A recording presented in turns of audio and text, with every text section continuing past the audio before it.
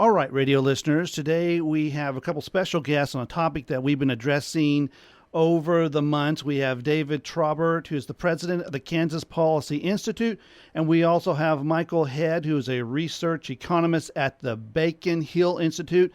And David and Micheal, we'd like to welcome you both to the Conscience of Kansas radio program. Good morning, Paul. Good morning.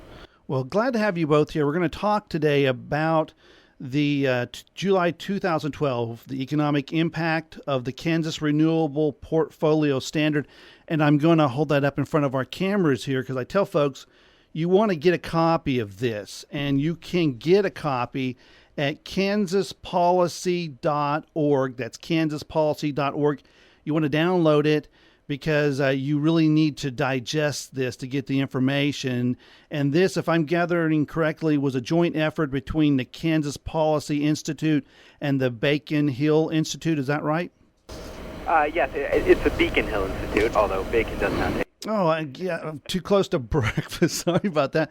And, what's interesting about this is that it really gets to the concerns and the issues right here in the state of Kansas. We have had a lot of different specialists in the field that have talked about these sort of at a national level, and they agree with the findings you have here, but we haven't gotten to specifics, and we haven't been able to address things right here in Kansas like this study does.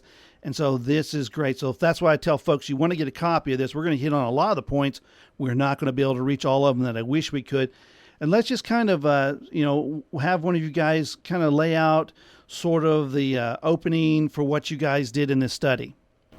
Well, we sort of we wanted to analyze a renewable portfolio standard there in Kansas and sort of look at the rate impact, what residents of Kansas could expect over the next 10 years as RPS sort of gets ramped up, approaching its 20% requirement in 2020.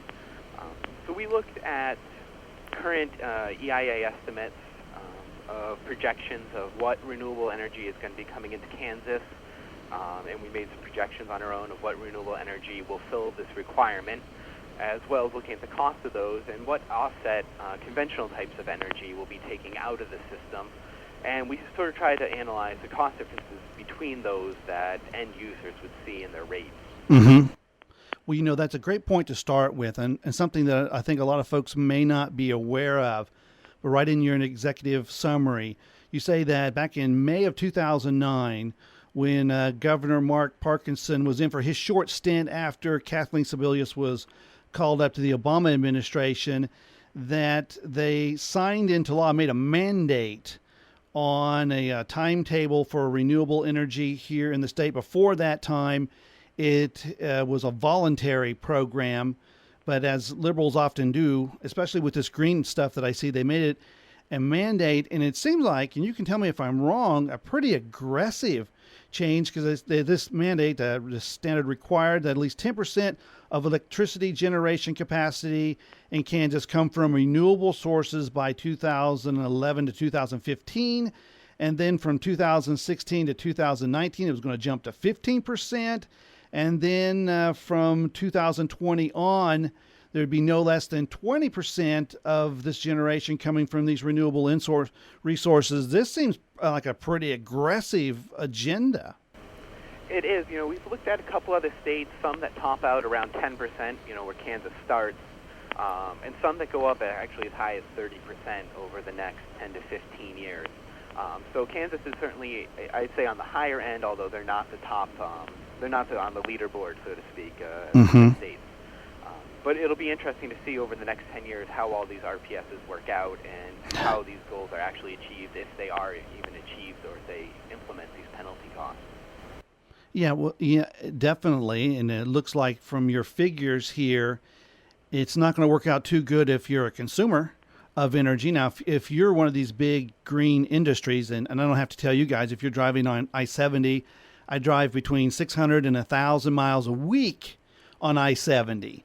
And so I get to see our windmill army, ever-growing windmill army on I-70. At first, it was just on the north side, and that was expanding just as fast as you go. Now, the south side, as far as the eye can see, you literally are doing a serpentine work to drive from places like Salina to Hayes to get around all the semis that are hauling these extended bed propellers for these windmills. I mean, it is just a unbelievable expansion. If you drive to Dodge City, which I do as well, you run into another army of these growing windmills. I take it we're supposedly within this sweet spot, quote unquote, of the wind proficiency in this area.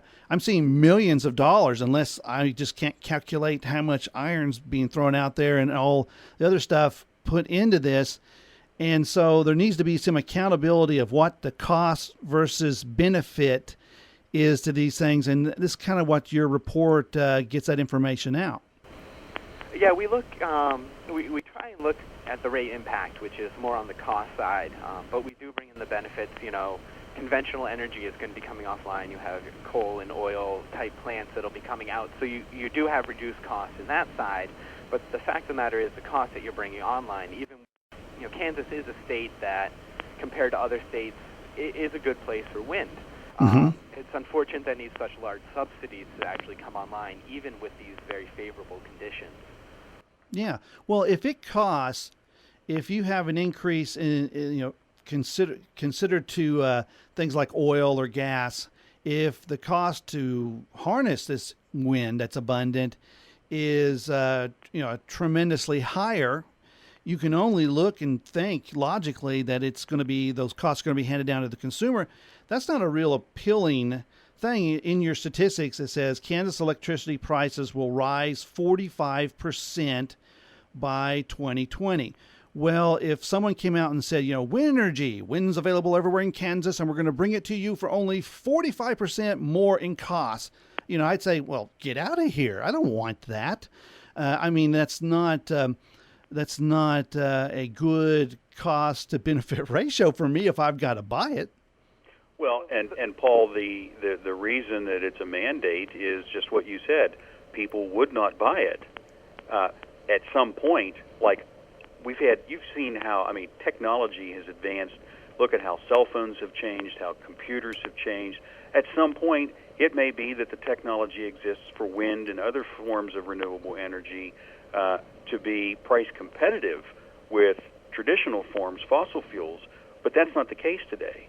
And so the government, the only way it's going to happen is if there is a government mandate. They will force you to spend more money, or they force the electricity companies, providers to spend more money to buy it. And then you're right, it gets passed on. But even before that, you mentioned the millions of dollars that go into creating these. Taxpayers are footing the bill for that. The wind tax credits, which Congress right now is still debating whether to extend, it's the taxpayers. These industries would not exist on their own. Yeah, well, that's a good point. Taxpayers have to support the creation of the industry, and then they have to be forced to purchase the product. And to me, that says they're not viable. They're not viable if they can't stand up without being subsidized. If they can't be in operation without the financial butt of a gun being put up against the American people and the energy producers. In your report, it says there's a penalty clause in this law that utilities that do not comply with the RPS, and that stands for Renewable Portfolio Standard, if they don't comply with that, they have to pay a penalty equal to double the value of renewable energy credits for that year. Well, if you're an energy provider, you're hustling to keep up with this green mandate because you're really going to get stuck with it if you don't comply with the amount you're supposed to go up. Is that right? Yeah, our report, we looked at the price of a renewable energy credit, or a REC, is the cost of producing an additional megawatt of renewable energy. So that's what our report looked at, the cost of producing this renewable energy. When you talk about a penalty clause of doubling that if they don't meet these requirements, then that pushes our estimates up even higher. One thing I do want to hit on, you said how with a 45% increase that doesn't fit your cost-benefit analysis. You wouldn't want to pay 45% more for this green energy. And I think that really gets to the heart of why this policy is in place. They're the hidden costs that really affect future ratepayers. This isn't something that you're going to see in your energy bill today. you're hearing about the benefits and they hit you today, but you're not really seeing the costs. These costs are pushed on future ratepayers, people down the road who don't have a vote or a word really in what's going on right now. So I think that's why this can get through. And I think, we start to look at the costs and compare them to the benefits of this policy. And I think that's really what needs to be done in depth for this policy. Even before it was voted in, I think it probably should have been done. Yeah, that's a great point, Michael. Kansas, and in fact most states, I would say, only look at what might be called the surface benefits or issues of a proposal. They don't look, and by design, they don't look at the full ramifications and especially looking for what are the unseen consequences. Not just on renewable energy, but on all issues. I think government would do taxpayers a great favor by requiring a dynamic analysis of all the factors, so that you can see what is the net gain or benefit to taxpayers. There may be a net loss to taxpayers, and they still want to do it, but at least you know what that is going in. We approach these things, whether they're renewable energy, tax reform, health care, whatever, it's always based on, and sometimes, it sounds like a nice idea. Wouldn't it be great to have green energy and renewable? Well, sure. But at what cost? Are we going to, and in this case, not only raise electricity prices, but we're trying to attract manufacturers to Kansas, and these are the people who are going to be hurt the worst by it. So we're going to have job loss or some loss, a lot of jobs not created that otherwise might be. We're going to see disposable income decline by nearly $2 billion. We have to start looking at all of these factors before we make any decisions. Well, jobs is a huge, huge issue here in the state of Kansas. We have people, whether they're coming out of college and they're just exiting Kansas like it's on fire to other states because there's no jobs, no job infrastructure. What infrastructure we have is weak and wobbly, and the long-term viability is in question. And then you have all of these job potentials that involve our natural resources that are being subverted, being taken away and replaced with this green energy. Now, you had in here in your statistics lower unemployment by an average of 12,110 jobs.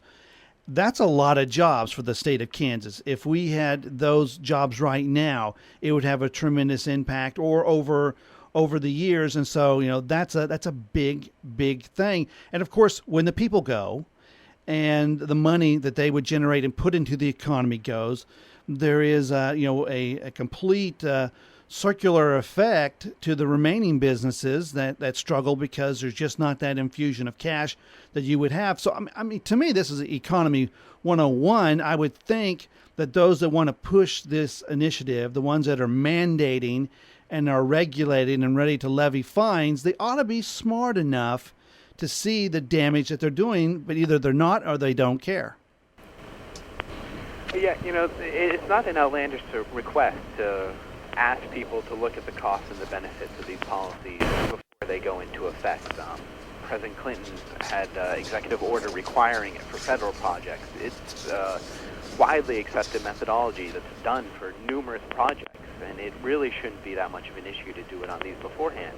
And if there's benefits, great. You'll see that, you can lay it out there and then make your decision. If there's costs, same thing. People might be willing to eat these costs for what the benefits of environmental concerns in the future. Mm-hmm. But if that's laid out beforehand, then that's really what needs to be done. That people need to know these things. It shouldn't be that it's a surprise when in 2020, and this jumps up to 20% renewable energy requirement, and it really takes the big bite out. That shouldn't have been something that just sort of happened without this forewarned knowledge. I see that as a ruse. I see that as a clever attempt to trick people to say, well, all the windmills are in place now going. We have the infrastructure. It's all set up. We got to ride with this system now.